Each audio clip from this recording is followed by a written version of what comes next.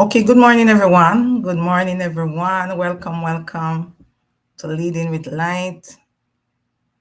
Today, we're going to continue our series on rebuilding confidence, voice, and vision after burnout. Welcome, everyone that has joined on LinkedIn and those who have joined on, those who have joined on Facebook and YouTube. Today, we're talking about something that many don't talk about, as I said last week. Leading while you're feeling empty, smiling while silently struggling, bringing successful. You're feeling successful, but you're feeling stuck. And we want to talk about burnout. The burnout of those who are feeling weary and those who feel that they are not getting something important from their efforts. They are always tired. They don't want to come out of bed and all of that. Thank you, Franklin, for joining. You might see me using another device. It's because I'm actually looking at those who are joining on the other mediums. And I want to welcome you. Thank you so much, Sonia. Franklin, thank you for joining this week. Again, Marlene, thank you for joining.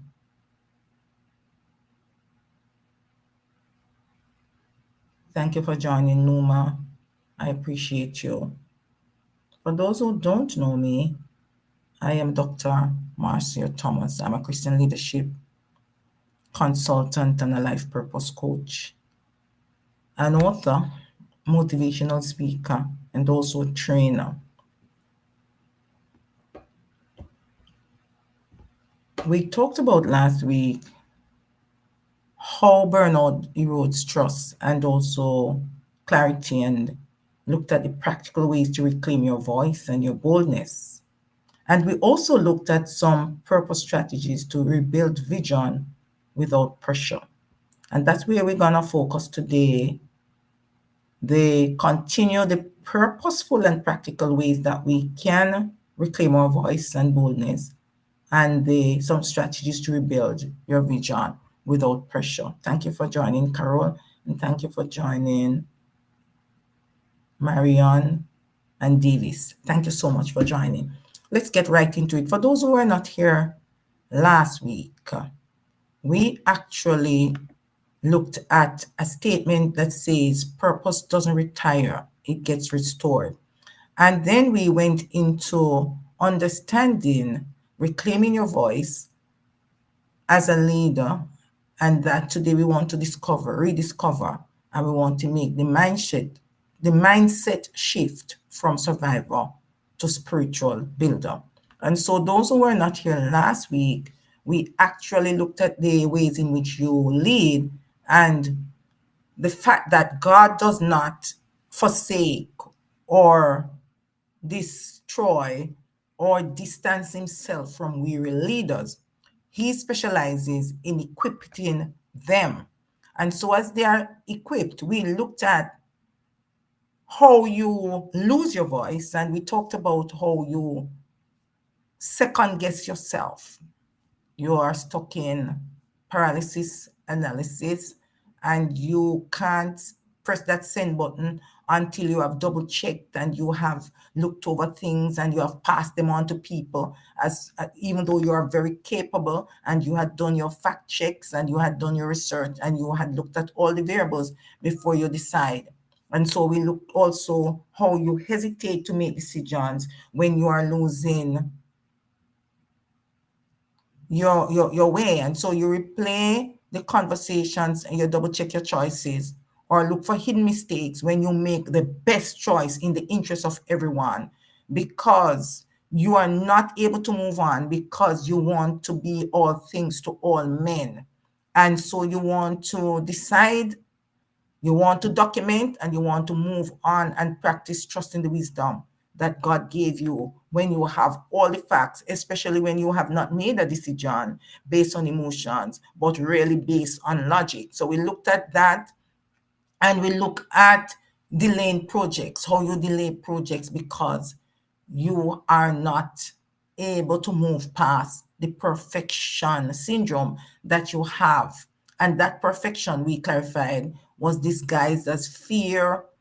And so, as you begin to make the progress of understanding that you're human and nothing can be perfect to a T, there is always the mix of what is most valuable. Then you are able to make progress and you're able to trust yourself and you're able to trust your voice. Of course, we talked about, sorry, your voice being dimmed in meetings, and so you pull back your ideas and so on because you're the most competent and you're the expert in the room, and persons are having a struggle understanding and accepting what your expertise, your wisdom, no matter how gently, no matter how respectfully, no matter how humbly you pass those ideas on, and they unilaterally come against you and make the wrong decision. And so you pull back your ideas and you defer in meetings when even when you're most qualified. And we are saying when God gives you that insight, it's not arrogance to speak, it is stewardship. All right. Welcome, Leslie. Thanks for joining. Yes, we did it last week. It was on LinkedIn. It still is. And it is on YouTube. You just missed it. All right. And then there is the thing that we said. And so this is a point in which we are now going to be continuing our presentation. The self-care, there comes a point when self-care is just not enough for you to create that life that feels good on the inside and not just one that looks good on the outside. And so we talked about the spiritual nourishment, not just wellness hacks, which comes from soul polishing, soul replenishing, that comes from soul healing and soul revival that keeps you leading without leaking. And that is where we talk about when we talk about the burnout. We also talked about when silence isn't golden. So you might be misunderstood in the boardroom, you might be labeled too much, and you might be overlooked in strategic decisions because they feel that you know too much and that you argue too much or you pinpoint the mistakes too much. And so, as I said, I gave the example last week, you're sent on a organizational mission to a conference or you're asked to represent the organization in a particular way. But when you come back, there are strategic decisions that are made and you are just told.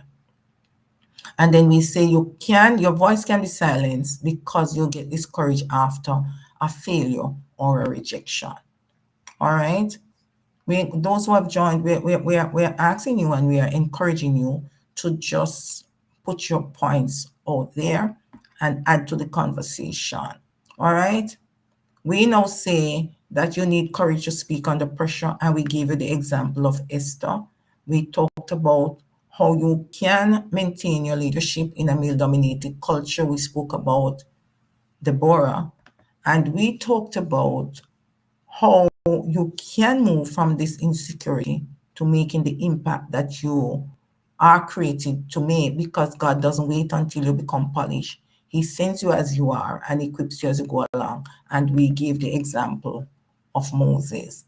And then we spoke about how you can now look at yourself and speak boldly. And so we said you would write down what you feel when you feel silenced or small. And we say you would reconnect with your why. Know your why. Why? Ask yourself, why did God give me this vision, this role, this influence? And then you also want to speak truth, not just agreement. And so you want to choose truth even when it is not trendy or popular. You want to be able to do the right thing, the things that resonate with your core values, the things that will inspire, grow, and impact person, change their lives and the outcome in a very positive way. And we are saying speaking the truth doesn't mean that you have to be loud and controversial and combative. We're saying you can focus on being aligned and resilient, meaning you can take those strategic actions that you it's within your power to take and to make, so that truth can always be out there, because you have to be true to yourself so you can not be false to any man. And that goes a long way to avoid burnout and to help you to create a life that feels good on the inside and looks good on the outside. That's very important. As you talk about burnout, we also say you must ensure that your decisions are spirit led and not emotionally driven. So before you make a hard conversation, before these hard conversations that leaders have to contend with, parents have to contend with, because we're talking about leadership and life, and make avoiding burnout in your career, in your family, and how you serve your community. Last week we looked at one person, we gave examples of persons who are everything to all men, especially if you're a wife of a clergy member, or if you are in business, or if you're an inspirational or instructional leader in your organization, because the buck stops with you, and you have to make sure that you act from a wise experience learning place, that you understand the tenets of servant leadership, that you understand what it means to treat people the way you would want to be treated if the position were to be reversed. You have to understand what it means to carry leadership, to carry motivation, to carry pain, to carry betrayal, and put the truth out there, not from your emotions. So you want to ask God before hard conversations to give you the words that heal and not just win, because it's very easy to want to go on the side of retribution and call that justice. Very easy to go on the side of vindication, wanting to be vindicated and rejoicing when you're vindicated, instead of allowing persons to really understand what karma is and what recompense is there in the cycle in the universe, how you're rewarded, and how these rewards play out by the choices that we make. Good afternoon, Marjana. I missed you last week, you're right, and I also miss Dr. Leslie. We were on, there was some mishap, I don't know what the problem is, but we had persons here, just like how we have them here today, and different medias, and many were here. Curtis was here, Karen was here, Nick was here, number of persons were here. So if you know that there is an issue, I'm gonna ask that you share the link with someone that wants to join and wants to learn. So you want to allow God to lead your timing and your tone, because confrontations that come with serving and relates to people on a small or large scale, because conversations and relationships are not static, they're dynamic. You can use a tone that was not intended to hurt, but it does hurt. And so if someone tells you that this is how they feel, and because of what you're saying, then you are finding that you can't disagree with them. But if everybody is telling you the same thing, you maybe want to avoid burnout by taking a step back and analyzing your tone. You may have to have a conversation that is a consensus that we are all different and we deliver ourselves different way, because we carry our experiences, our generational, the genes, we carry our hurts, our pain, our trauma. All of us package it a different way, and different things mean different things to different people. So the line of communication must be kept open, and persons must be willing to adjust and be flexible in a reasonable way, because of course there are persons in your organization that come off as the victim all the time, because as children they were given the mandate that they were entitled to everything. They were never told no. Every adjustment was made for them, especially if they were firstborn, and everybody made an effort to serve them. And so they were programmed to believe that they must always be the center of attention. And if that does not happen, you can, as a leader, experience burnout trying to keep pace with this disproportionate character trait and the personality trait that is a discordant note. Because if your personality and your actions affect every single one negatively, they are not the problem. The problem is you. We are not talking about persons who pile problems upon themselves, because by their very nature, they are unyielding and they are stuck in concrete, and they refuse to adjust because in their mind, this is how I am, and this is how you either take me or you leave me. I am prepared to be alone and to be a menace to everyone once I don't get my way. Those persons exist and they are planted in organizations as peninas that can disturb you and can cause a burnout, no matter how good, capable you are, because you are human. So you want to make sure that you ask God to give you those words that heal and not just win. Let God lead your timing and tone. Know when to answer people. And when you give a good answer, know that that answer must carry waves. It must change lives. It must change outcomes. Do not spend your time moving mountains that are really valleys. Do not fight battles that you were never yours to fight. And do not contend with persons who have no real reason of being an annoyance other than it gives them a thrill. Do not be anybody's thrill, anybody's drug, anybody's bait. Handle yourself so that burnout does not become your bedmate. And you do that when you do not make decisions from emotions. That allows you to get back your voice and your confidence, because strategic actions breed strategic results.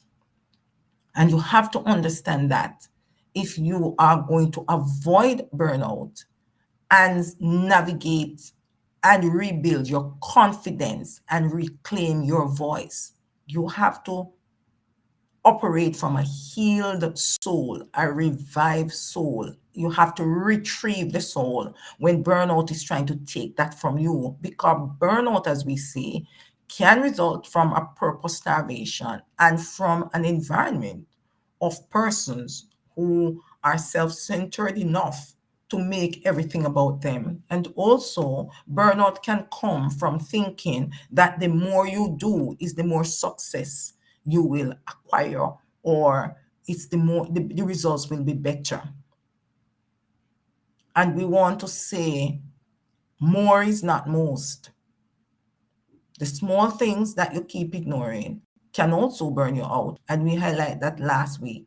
Very small things, as missing your regular routine, not doing your meditation, not stepping on your soul as you step out of bed, not affirming yourself, not having your digital boundaries, where the first thing you look at when you step out of bed is your notification and not you. How am I feeling this morning?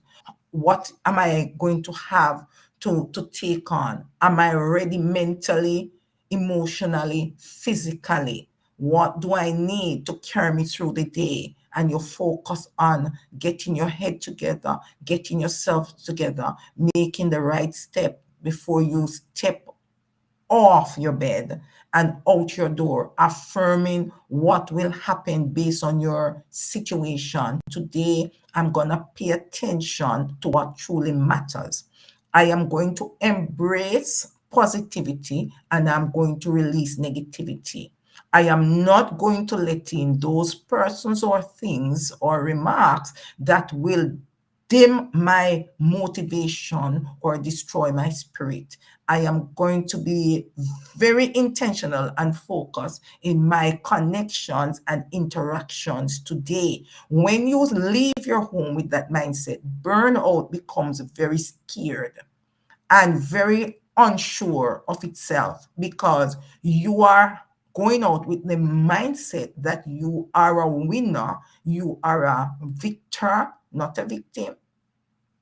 You are a winner, not a wimp. And you're also going out with the fact that you are a healer and not a heal. You're not going to make persons make you become like them. So you're not going to elevate your response to their level where you either have a shouting match or you have to become more cruel and mean and unkind than they are. What you want to do is to take those measures that will heal and not win. So you go out there, you know you're a healer, you know that you're a supporter, you know who you are, and you make sure that you represent your core values and who you say you are and who sent you, and not just make it about winning. Hi, Karen. Thanks for joining. Happy Tuesday. Same to you, Amelia. Very, very good and happy to see you. Congratulations on your latest achievement. I'm looking forward to the great things that you will continue to do and also how you will heal and support, inspire, and grow others. Thank you for joining Dr. Anne Marie, Middle Leaders Voice, Wilmot. Good to have you. A lot of my favorite people are here today. And then you need to start speaking from a safe place. What do I mean? Let your voice and your personality warm up places where grace does not abound. Don't be the one to always be driving people to the wall. You know, I've been on boards, sat on boards where a person just need just a little allowance to find themselves, but they were never given. We came down hard on them and they just needed a little nudge, a little push, but there was no grace and there was no mercy. And so we came down hard and fast because we sometimes get ourselves in an environment where persons don't want people to make errors or mistake. But when they make an error or the mistake, they expect to be tolerated. And so when the shoe is on the other foot, it doesn't fit so well. And many persons don't understand that when you make your voice become misunderstood, as I said, there are times when silence is not golden. You are not able to become the voice for the voiceless, and you're not able to change outcomes for people. And so I say you need to speak where you are sent. If God placed you on a board or as a leader or as the person, the go-to person in your family, if persons depend on you in your community, if wives come to you for advice and people come for relationship coaching, if persons come for career guidance and just life and encouragement, know who you are and why you were sent and speak from where you were sent. You know that you are sent when the person comes mirroring the very experience that you have. Now is the time. You have been mandated, you have been divinely commissioned to help this person to fumble through the dark into the light. Speak from where you are sent. Practice your truth in your coaching, in your prayer team, in your women's circle, in your planning sessions, in your staff meetings, in your board meetings. Practice to speak the truth where you are sent. Let your voice and your personality warm up places where grace does not abound. Very, very important. And I put it like that because when you are not able to embrace who you are, why you are when you don't know your why. Burnout becomes a permanent takes a permanent place in your life and in your environment. Because as I posted today, which is really the support for this, the clarity that you're supposed to have is not there. When you are tired, your body doesn't work well. Effective leaders know in their homes, in their careers, in their jobs, that weary leaders can make mistakes, can be irritable, can work from a place of emotion. Your vision can be blurred, your energy is drained, you are irritable. Those are some of the things that we looked at last week. And here we have it again. So it fractures your confidence and it mutes your voice, or it also, even if it doesn't mute your voice, it makes other persons, it diminish the warmth in your voice. And so you lose the attention of people. So they are listening, they are hearing what you're saying, but they are not listening. It doesn't mean much to them. And Karen, you have nailed it properly. Burnout doesn't just drain energy, it can blur vision, mute voice, and fracture the confidence that once fueled purpose-driven work and trust also. But within the ashes of exhaustion lies a quiet invitation to rebuild, not as we were, but as we are becoming. Powerful point that I want to show, because I believe that very much, and I have that in my book, A Leader Like You. Understanding who you are, because when you are sent and you speak from where you are sent, you have already been given that authority and that power, because God places you there for a reason. And He keeps you where you are for a reason. And when things are taken from you, it doesn't, God ensures that what is taken is not the best of what is left. And so if you're not getting a promotion, and or if you're seeking to find a job, you keep applying out because you have outgrown in your mind where you are. You need something that will bring in more finances based on your responsibilities and your roles and your added issues. You want to understand that if God is not moving you, then He has given you an assignment that you are missing. And until you complete that assignment, you can't move, because that assignment is preparing you for where you are going to be taken and where you will be expected to speak, where your warmth of your personality, your voice, and your responsibility will warm up places where grace does not abound. And the moment we understand that, burnout does not become an issue, because you move strategically and you move in tandem with God's purpose and will for your life. And you pay attention because you nourish your soul every morning before you get out of bed.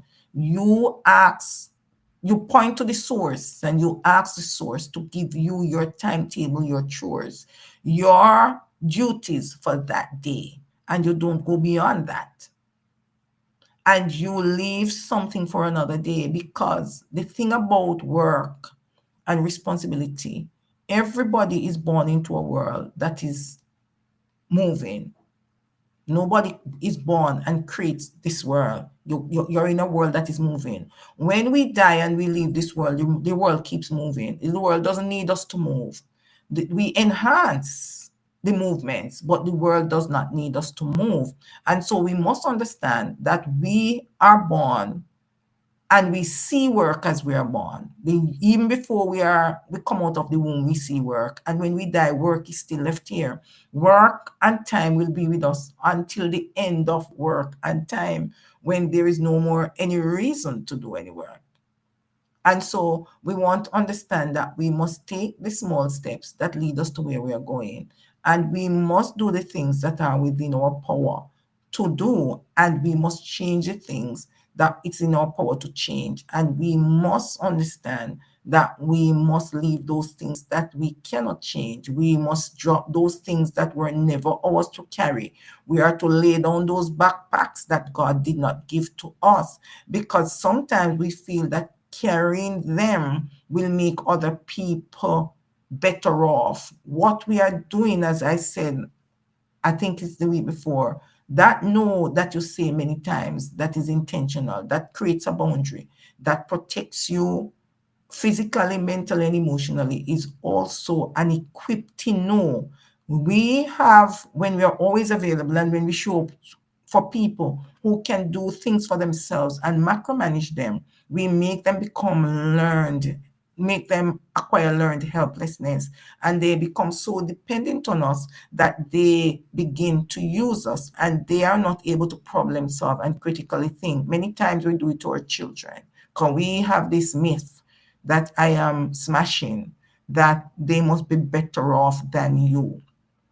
Whether your children are supported by you or not, they are born into a world where they have to learn to function in the world.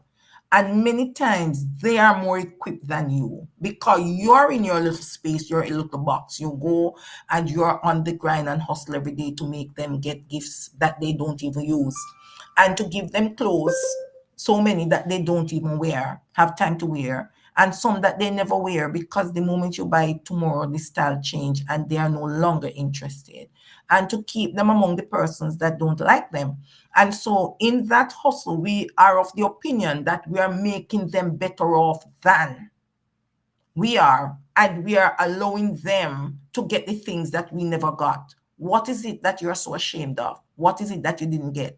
Because if you were taught respect, if you were taught how to be kind, how to be forgiving, how to treat people naturally with unconditional love, and to accept people for who they are, and to be honest, and to make your word count, and to be hardworking, doing the best that you can. Whenever you're to deliver, you do everything in your might and in your power to stand by your core values and to deliver excellence and to have significance, meaning serve people with grace and with flexibility.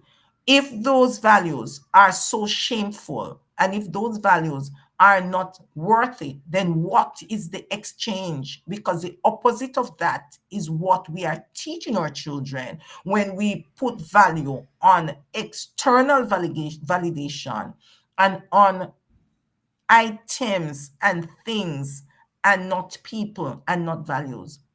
Are we burning out ourselves in our homes, in our communities, in our jobs and careers because of the external validation that we feel is attributed to success, the achievements, the accolades, and so on? But you are so tired. Or do you feel comfortable at the end of the day where you are tired physically because you have mentally also, because you have done the hard work, you have changed lives, you have changed outcomes, you have made people the master of their destiny? Because being tired is different from chronic fatigue and burnout. When you don't know your purpose, and when you are not, you have given up your voice, you have exchanged yourself for these accolades, external valuations, and values. When you have drained your energy to get applause, when your vision is blurred because you are hurt that with all your efforts and business, nobody seems to be grateful, your children, your co-workers, your team members. When you mute your voice in agreement, and when your confidence is fueled by how people see you, people pleasing, then of course you will be burnt out.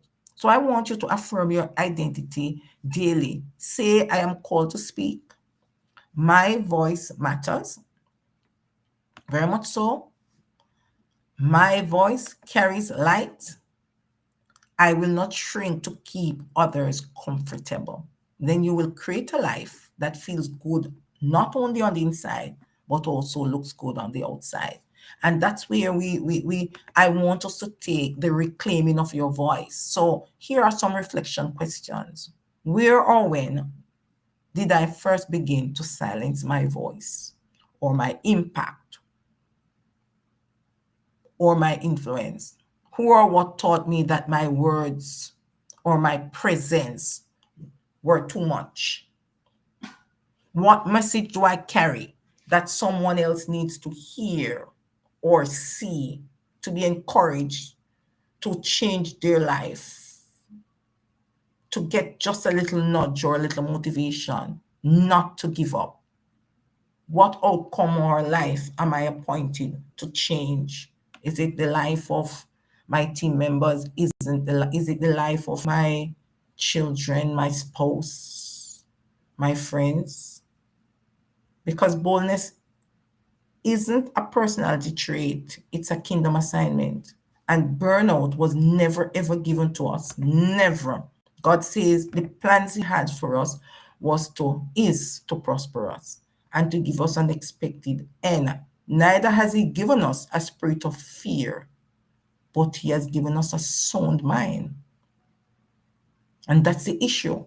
Sometimes we lose sight of that and we focus and see ourselves and exchange and sacrifice our voice, our core values, and ourselves to be accepted and to get a promotion or to get by. But is it worth it? Is it worth it? Is the burnout worth it? Is the tiredness worth it? Is the aloneness, even when there are so many persons around you, worth it? And so I want you to look at these 3 steps to avoid burnout and reclaim your voice and your confidence. Reflect on moments when fear replaced faith. So you want to do that reflection and you want to realign. You don't want to make permanent decisions in temporary overwhelm. You want to affirm your calling and practice truth telling in daily leadership, in daily life. And you want to refuel, you want to pray daily for discernment, and you also want to journal your decisions. Let's look now at the leadership challenge. Speak a healing truth over whatever is causing your burnout. So you want to replace the lie with purpose-aligned truth. Example, you want to say, I am sent to heal. You want to change your life and you want to change an outcome. So you say, I am sent to heal, to change a life and change an outcome. When you focus on that, it is very important that you understand that you are not responsible for everybody's outcomes. You are able to lead now from an overflow and not depletion because you focus on who you were sent and you speak in those safe places, and your voice and your personality warms up that space where grace does not abound and breathes life, because you allow persons to become masters of their own destiny. You allow them a space to make error and mistakes. You allow them to be themselves, true to themselves, and you allow them to test themselves to see what they can produce. And you allow them also to move forward instead of being a mirror of other men's thoughts, instead of being dependent, instead of becoming a discordant note. What we want is moving towards us at the same velocity where we are moving towards it. Very, very important point. That's what we're saying. And so you want to speak your healing truth. In all areas of your life, you want to defunct all the lies you're telling yourself. When you have doubt, you have to do more. If I just do a little more, if I just get another degree, if I just forgive, if I just be quiet, then everything will work better. Everything will fall into place. Everything will come into alignment. That is a myth, a very terrible myth that you want to get rid of, because you must speak in the spaces that you're sent. And you must speak your truth lovingly, and you must speak it convincingly, because truth does not need any help. And when you speak it, you are not to be apologizing, because truth doesn't come with any apology. Truth is indefensible. Truth cannot be disbarred. Truth is truth. Whether we accept truth or deny truth doesn't mean that truth does not, the truth will change. It will be constant because truth is irreversible. And truth is really living life in the present and not how you really want it, because we live life in the present, and what is before us we either accept or we deny. Acceptance and denial does not change truth. Acceptance helps us to take the step towards moving to what we want and gives the universe permission to partner with us to achieve this goal. Denial keeps us stagnant and stuck because everything that we do around that denial is not truth, it's not the reality. And if it is false, then that bubble will burst at the time, no matter how we nurture it and pull it together. And so we are saying you must replace any lies with purpose aligned truth. And when we do that, we understand that we are not responsible for everyone's outcomes. We are not. And so we lead from overflow and not depletion. And then we want to look at this conversation. Did it resonate with you? If it did, you want to take this step, the next step. And that next step is that we continue the discussion in a space that is either a group setting or a one-on-one soul sync session with me, where we work together to realign your leadership, your calling, and your soul health for sustainable impact in your home, in your career, and in your family. That's what I do. We get into, we sync your soul with your calling and your purpose, and we turn it into something profitable financially, mentally, emotionally. And your life is changed, and you understand how what you're created to do, the problem you're created to solve. And you embrace that power, that confidence, and your voice to carry the messages using your unique gifts and talents because they were given to you and assigned to you definitely for a reason. And your divine life script is distinctly and uniquely yours. And it must be completed because it has eternal value. If you're not quite ready to have an in-depth conversation, this soul conversation, if you're not yet ready to make the change, I say to you, what's holding you back? Because we can have a purpose alignment audit that shows you what is holding you back. Because what you want is moving towards you at the same velocity that you are moving towards it. Powerful, powerful statement, Dr. Leslie. Thank you so much. Every time you speak it, I get a clearer understanding of what it really means. All right. And so I want to thank you all for listening today. And I want to say to you, have a peaceful, intentional, and purpose-filled day and have a great week. Remember that you must create a life that feels good on the inside, not just one that looks good on the outside. To yourself, you must be true, so you can't be false to anyone. Burnout occurs when you are not in sync with your purpose and when you are pouring into a calling that was never given to you, when you're carrying a backpack that God did not give you, and when you are seeking external validation. Blessings and much love. Until next week, where we start another series that is as interesting, as thought provoking, and as inspiring as this one. Have a great day. I want to thank Dr. Leslie for joining, Amelia, Franklin, Simone, Marianne. We want to thank you, Karen, Amelia. We want to thank you, Dr. Anne, Thank you, Merjana. Thank you, Dr. Leslie. Thank you, Leon. So many on YouTube and LinkedIn. Thank you so much. For those who are going to be listening to the replay, of course, you will be inspired and you can continue the conversation by adding your comments or asking any questions. We will go back there and we will make sure that they are answered.